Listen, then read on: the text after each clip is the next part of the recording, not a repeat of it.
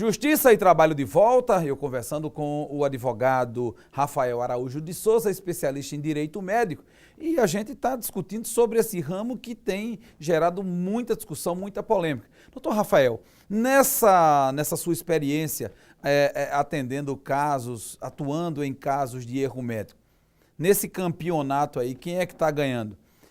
É a vítima, no caso aí? Quem é a vítima? É quem está reclamando do médico ou o médico também tem sido vítima? É mais culpado ou mais vítima? Quando se fala erro médico, as pessoas imaginam o quê? Um erro mecânico.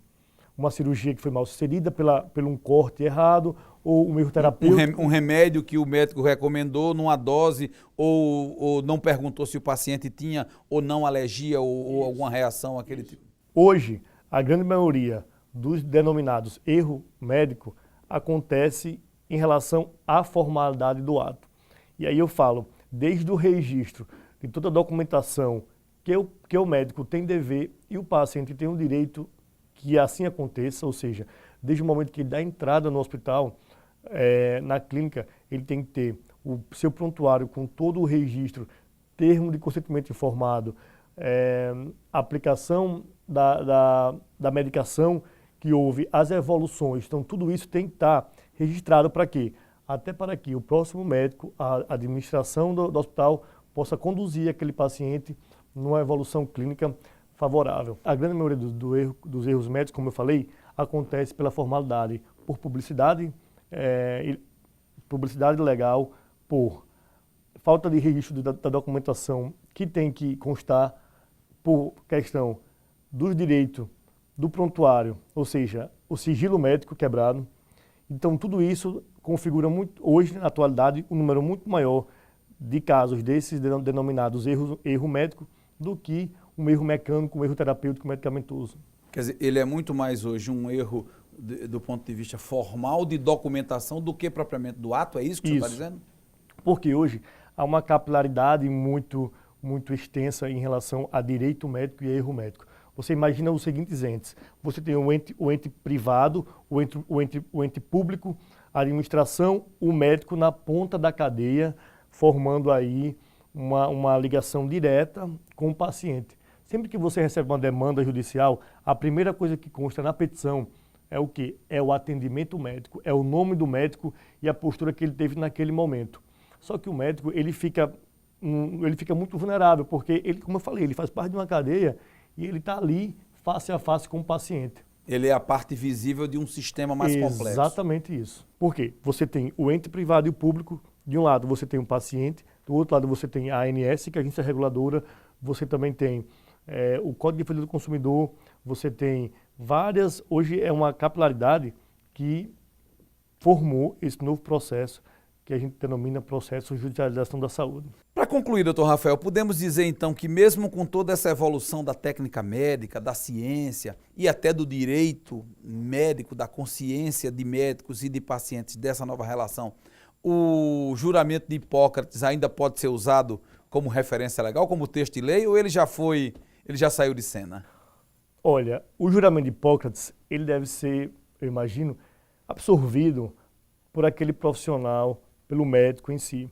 Só que o desenvolvimento da medicina alcançou parâmetros do qual o avanço legislativo vem acontecendo e hoje tem a perspectiva de que haja cada vez mais especificidade para poder regular essa área. Inclusive eu uso um jargão onde eu falo, o erro médico ele é escondido embaixo de 7 palmos. Então a gente sempre tem que ter muito cuidado nesse sentido de observar todas as legislações, fiscalizamos, orientamos e trabalhamos no sentido de garantir tanto ao profissional médico quanto ao paciente o melhor bem-estar e convívio possível. E sempre procurando o avanço da medicina, das técnicas e da humanização. E por falar em harmonizar técnica e humanidade, a gente encerra o Justiça e Trabalho de hoje, agradecendo sua presença, doutor Rafael, e convidando você para o próximo encontro semana que vem, na agradável companhia de um músico que consegue harmonizar técnica e humanidade. Veja como ele é bom.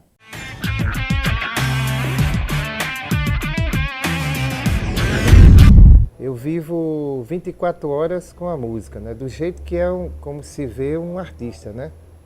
Que o artista, ele parece normal, né? Mas ele não é normal.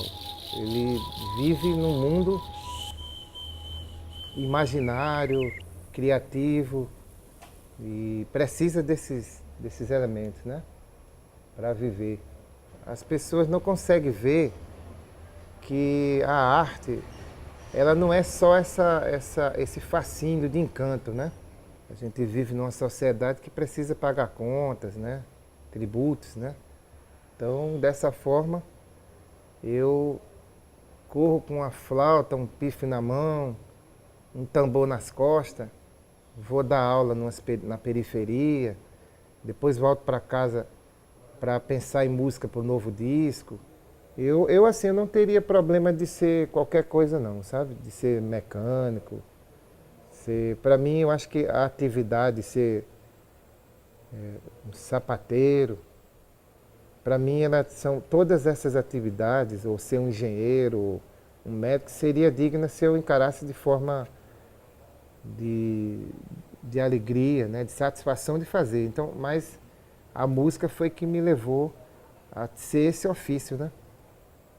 Esse ofício que foi fazer música com essa visão universal, né?